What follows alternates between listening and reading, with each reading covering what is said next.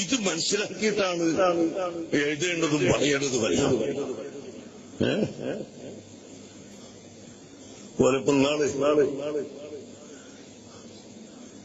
Bahrain എന്ന് ഞാൻ പറഞ്ഞു, ഇന്ത്യ രാജ്യത്ത് താരതമ്യേന വർഗീയ കലാപം കുറവാണ്.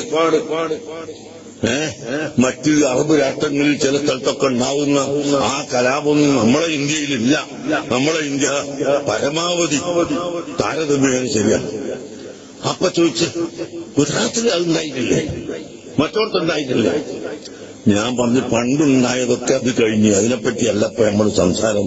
നമുക്ക് ഭാവിയിൽ ഇവിടെ വർഗീയതയില്ലാതെ സൗഹാർദ്ദത്തോടുകൂടി ജീവിക്കണം.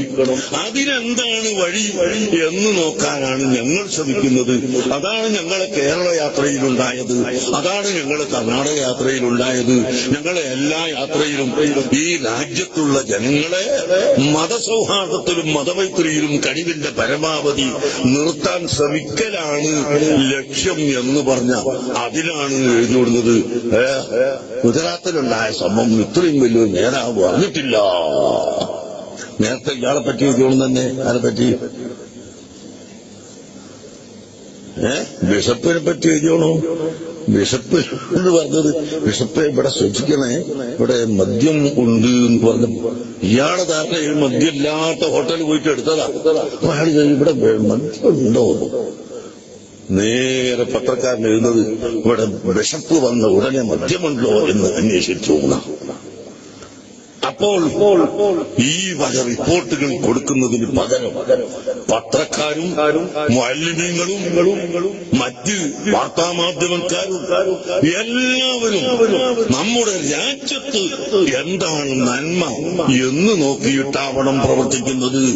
നന്മ ഇവിടെ മതസൗഹാർദ്ദവും മതമൈത്രിയും ആണ്. ആര് ഭരിച്ചാലും നമുക്ക് ഇന്ത്യൻ ഭരണഘടനയുണ്ട്. ആ ഭരണഘടനയുടെ കീഴിൽ നിന്നുകൊണ്ട് ജീവിക്കാം.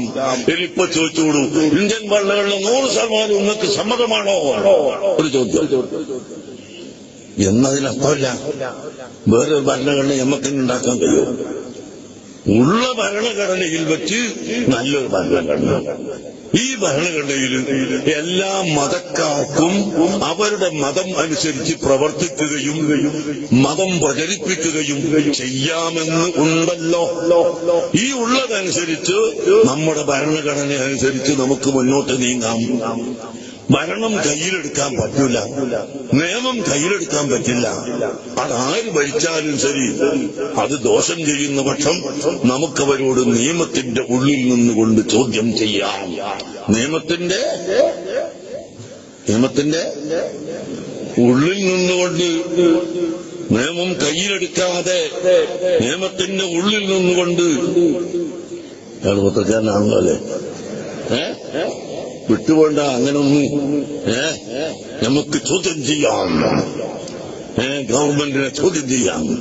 ചോദ്യം ചെയ്യാമെന്നല്ല, ചോദ്യം ചെയ്തിട്ടുണ്ട്. വളരെയധികം ചോദ്യങ്ങൾ ചെയ്തിട്ടുണ്ട്. ഇന്ത്യ രാജ്യത്തിനു വേണ്ടി നമ്മൾ പറഞ്ഞതുപോലെ പറഞ്ഞ ഒരൊറ്റ പത്രവും ഒരു നേതാവും ഒരു കക്ഷിയും ഇവിടെ ഇല്ല. സംശയം വേണ്ട.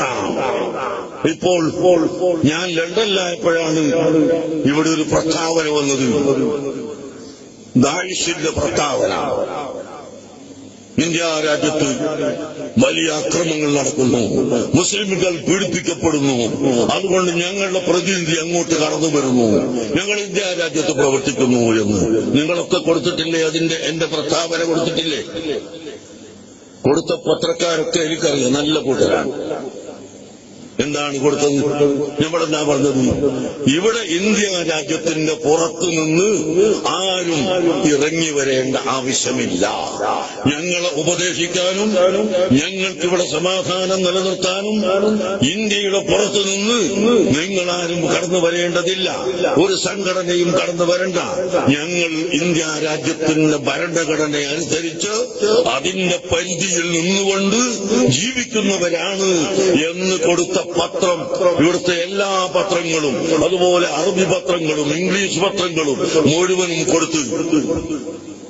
ഇന്ത്യൻ പ്രധാനമന്ത്രിയുടെ കയ്യിൽ അതിന്റെ കോപ്പികളൊക്കെ എത്തി.